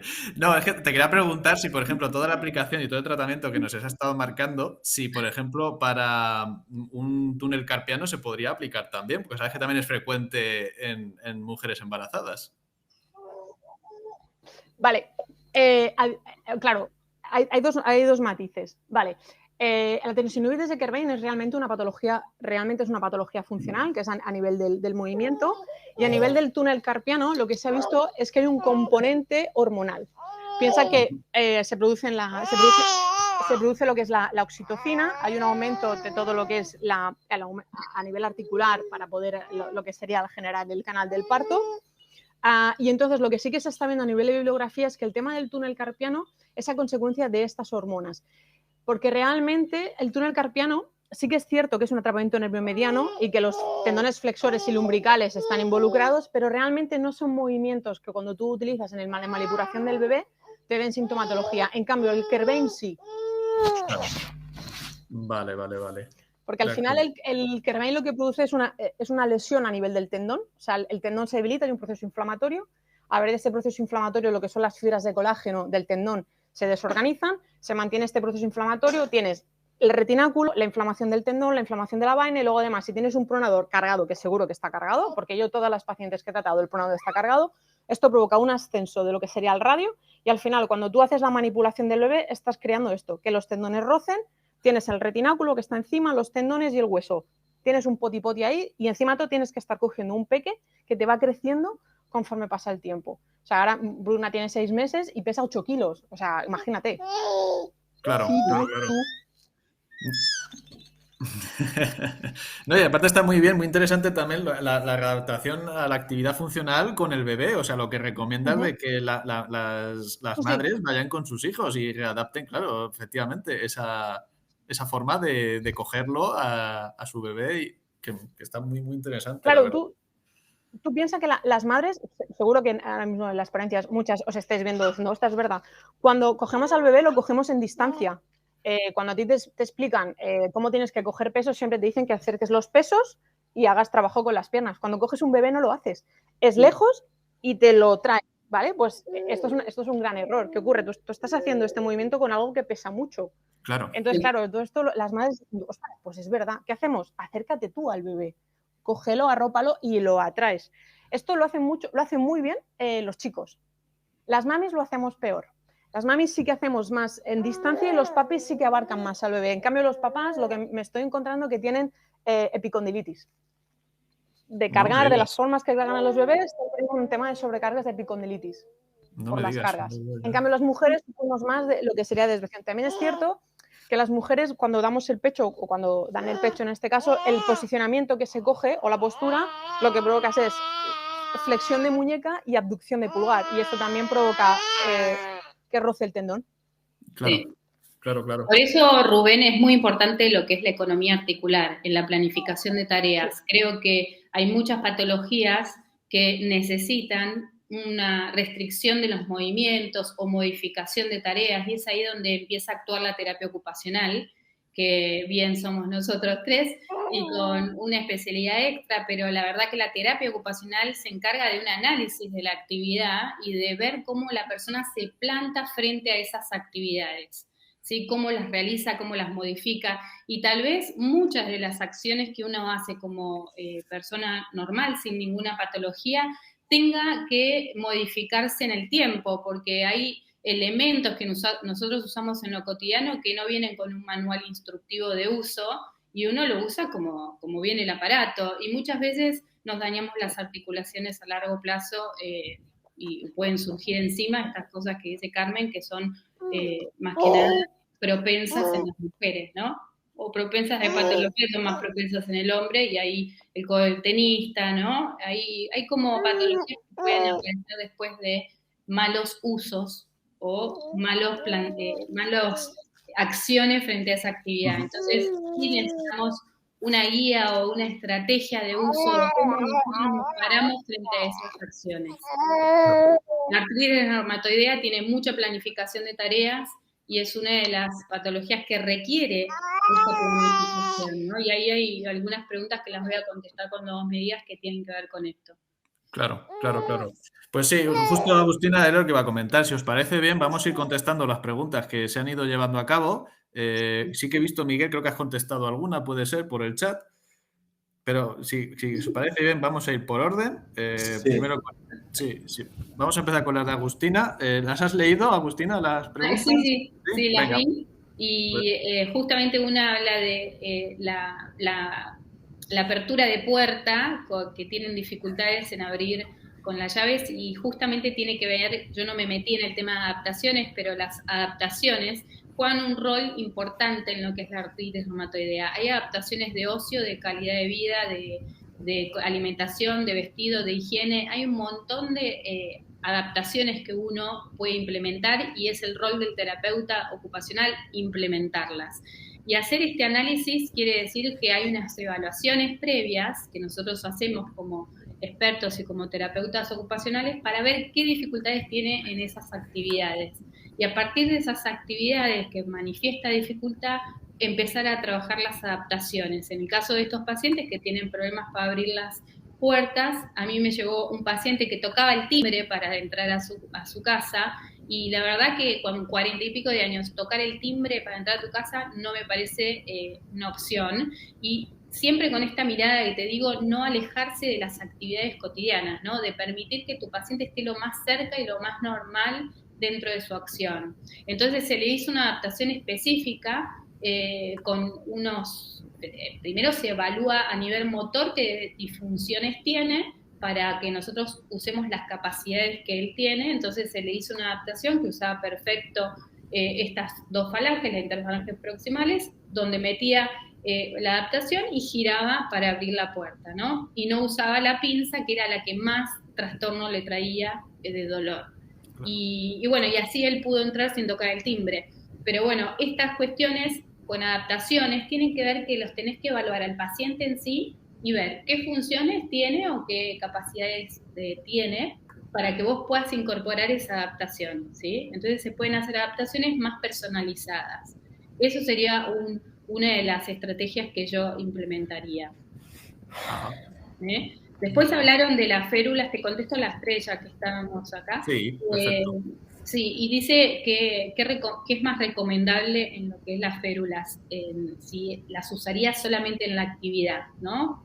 Y la verdad que del esfuerzo.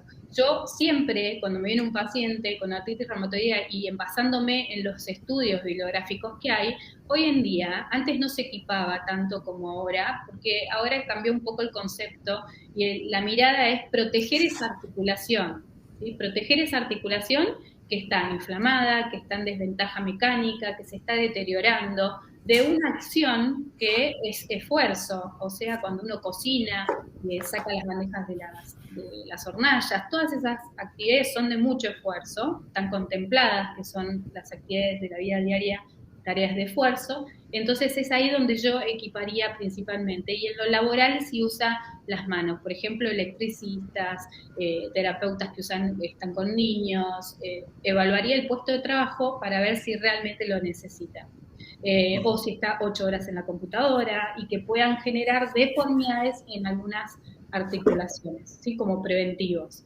Entonces la usaría en esfuerzos y en prevención y nocturno para evitar alteraciones en la noche.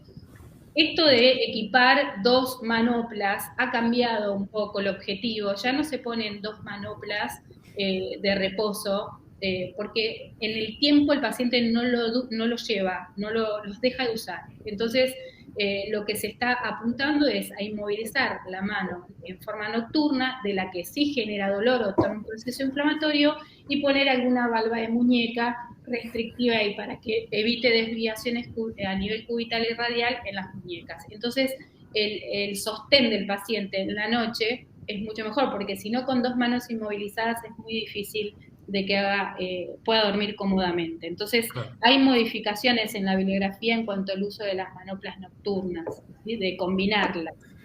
Y bueno, y después la última pregunta que me dice, que no me la acuerdo, dice, ¿cómo enfocaría la reeducación del uso de las llaves? Eso ya lo dije. Es correcto el uso acá. ¿Es correcto el uso de una férula en pacientes con un dolor por el uso reiterado de esa articulación? Sí, yo creo que cuando una articulación ya está manifestando dolor, hay que restringir esa articulación en las actividades.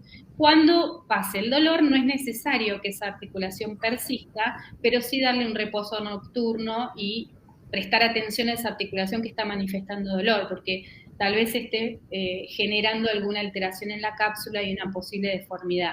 Entonces, sí, prestaría atención a esa articulación y nunca dejo una articulación con dolor sin equipar.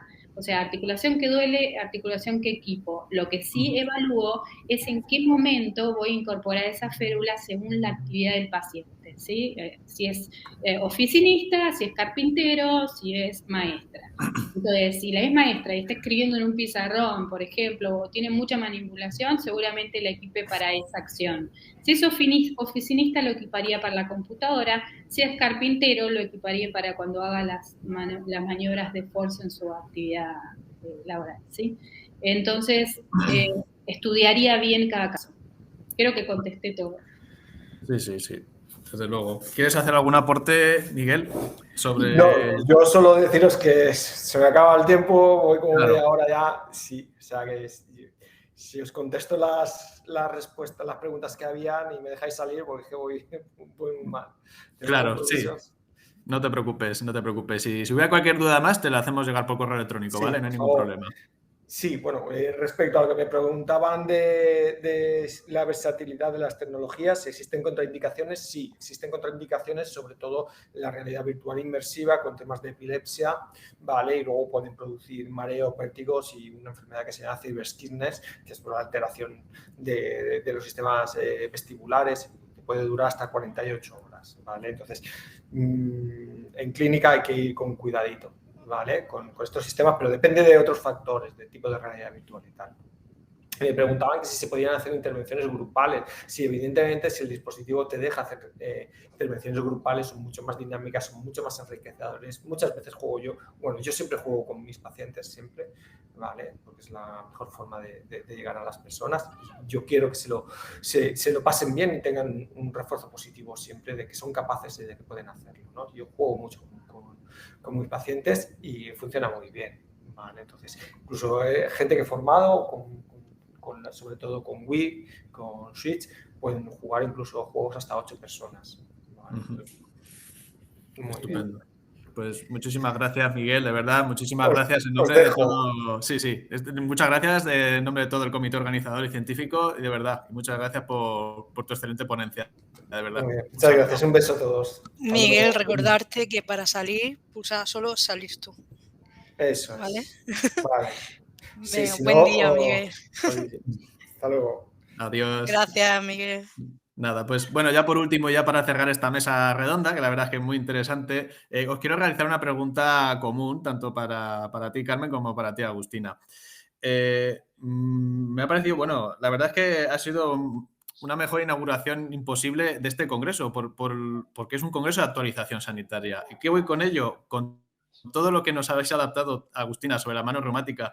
Luego también, Carmen, me ha también sorprendido cómo me has dicho que ya hay pruebas como EICOF, bueno, y la de Filkenstein, que me has dicho que ya están en desuso, cuando sabes que siempre han sido, por excelencia, las pruebas que incluso los propios médicos han utilizado para el diagnóstico. O sea, es que, lo que digo, estamos actualizando ese conocimiento, que es lo que pretendíamos. Y me gustaría haceros una pregunta en común. Primero, si me puedes responder tú, Agustina. ¿Qué recomendaciones daríais, por ejemplo, para un médico rehabilitador, un reumatólogo o un traumatólogo a la hora, ya no solo de un diagnóstico, sino de un tratamiento posterior de cualquier patología de mano o de miembro superior? ¿Qué recomendaciones daríais a estos profesionales que nos están viendo?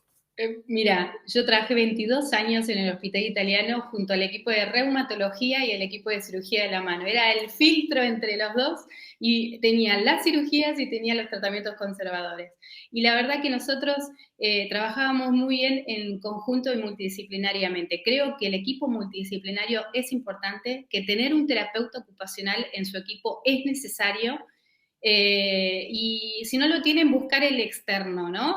No hace falta tener multidisciplinario incluido. Principalmente es eso, trabajarla en forma multidisciplinaria esta patología y sí o sí derivar lo antes posible, porque hay y se apunta en lo que es el estudio de la artritis reumatoidea, de diagnosticar tempranamente y de nosotros abordarlos tempranamente. Y vos sabés que hay los resultados funcionales son mucho más efectivos a largo plazo. Yo tengo menos discapacidad funcional hoy, a esta altura de mi vida, que al comienzo en la artritis reumatoidea. Muchas veces me llegaban pacientes que no podía hacer nada y derivaba directamente a cirugía de la mano, y muchas veces, y ahora, mejor dicho, me ha cambiado la mirada y el paciente llega más temprano, entonces tenemos que actuar con más prevención y más equipamientos de protección para que esos pacientes lleven la patología lo mejor posible.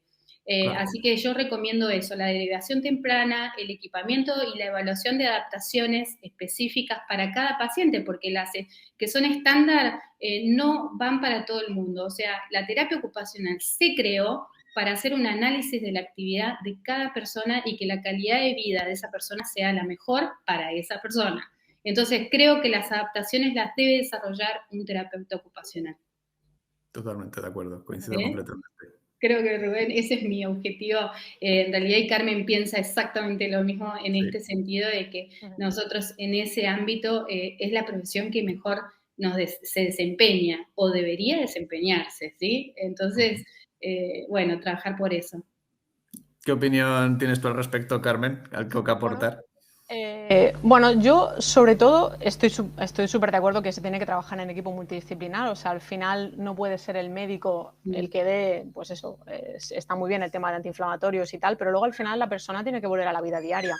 Y los problemas y la medicación antiinflamatoria o las órtesis de farmacia, sin menospreciar por supuesto las órtesis de farmacia, pues tienen la limitación que tienen. Entonces, claro, el tener un profesional formado, sobre todo, es súper importante formarse. O sea, claro, al final te viene un paciente y, ostras, ¿qué hago con este señor? Yo tengo una formación base universitaria, pero me tengo que seguir formando. Tanto Agustina como yo nos hemos especializado en la rehabilitación de la mano. Agustina viene de Argentina, yo soy de aquí y yo me he formado aquí. Luego sí es cierto que me fui a Francia a acabar de formarme, pero nos hemos especializado, y eso también, el que tú te especialices da una seguridad a los médicos, que tú vayas con una serie de argumentos, decir, oye, derívame estos pacientes. Yo, como os he dicho, soy murciana, vivo en Barcelona, a mí nadie me conocía en Barcelona y ahora tengo una clínica desde hace 3 años y me derivan pacientes de forma privada porque funcionamos muy bien y damos muy buenos resultados. Entonces los cirujanos operan, pero claro, después tienes que rehabilitar al paciente. Todos tenéis seguro familiares operados de un túnel carpiano, de un algo, patologías funcionales de un resorte. Son patologías diarias que tenéis seguro en clínica o en consulta, y a veces es que no se tratan bien. Y son cosas muy sencillas del día a día que con una buena resolución y una buena formación las tienes en un mes, tienes al paciente, lo tienes listo. Sí, yo ahora tengo mismo eso que dice Carmen, ¿no? De la derivación inmediata a alguien que sabe, que un experto, seguramente que ese paciente en 10 sesiones o en 3 sesiones esté perfecto, a contraposición de hacer un tratamiento generalizado, ¿sí? Y no tan direccional. Yo también me formé en Estados Unidos, en Suiza, acá en España estoy ahora, estoy en Barcelona junto a Carmen, estamos cerquita, pero me parece que hay mucho para hacer y mucho para potenciar entre las profesiones, ni siquiera solamente la terapia ocupacional, sino que, por ejemplo, en la artritis reumatoidea, entra la nutricionista en juego al equipo multidisciplinario. O sea, el equipo multidisciplinario que uno debería tener como externo o buscárselos como paciente, ¿no? Vas buscando tus profesionales, sería el reumatólogo, y corríjame si hay alguno por ahí, un reumatólogo, un nutricionista, un psicólogo o psiquiatra y una terapista ocupacional y un terapeuta físico para darle la parte cardiológica, ¿sí? Para darle ese aeróbico que necesita el artritis reumatoidea. Pero sí, el equipo multidisciplinario óptimo, la nutricionista, tiene que ver con un cambio de alimentación, porque se estila una alimentación mediterránea, no modificar ciertas cosas, pero una dieta mediterránea sería la que menos inflamación trae a la hora de comer o alimentarse el paciente con artritis reumatoidea. Así que, si no, corríjanme si agregan algún profesional más, por favor. El médico rehabilitador es un gran contenedor en la rehabilitación, acá lo que veo en España, que en mi tiempo que estoy, que es el que regula, ¿no? Pero debería tener dentro de su equipo un terapeuta ocupacional. Claro. Pues sí. No, sí, son los dos conceptos, multidisciplinar y formación, lo que habéis estado desarrollando ahora mismo. Es la clave, es la clave. Pues con este debate pues concluimos la mesa redonda de hoy. La verdad es que muchísimas gracias. Me ha parecido, a mí en particular, me ha parecido excepcional la ponencia de los tres ponentes. Trasladárselo también a Miguel, si sois tan amables, porque Sí, claro. la verdad es que ha sido muy interesante y, como os digo, haciendo honor a los objetivos del Congreso, a la actualización sanitaria y a ensalzar esos valores de trabajo multidisciplinar y de formación, que es que son valiosos para avanzar nosotros como profesionales también. Sí, sí. Pues, yo creo que Rubén, te voy a decir una cosita más. Creo que se avanza en equipo y en equipo uno crece muchísimo más y favorece más al paciente que independientemente, solos. Por supuesto, es verdad. Bueno, les mando un beso y muchísimas gracias por este espacio tan lindo que nos crearon a Terapia de la Mano. El honor es nuestro, de verdad. Muchísimas gracias, Carmen, Agustina, de verdad. Un lujo haber contado con vosotras. Os esperamos en futuras ediciones. Hasta luego. Sí, que tengáis buen día. Aprovecho también para animaros a todos los congresistas que esta tarde también podréis visualizar a las 5 de la tarde el webinar sobre pediatría, que será en rehabilitación física y psicológica. Muchísimas gracias a todos. Que tengan buen día.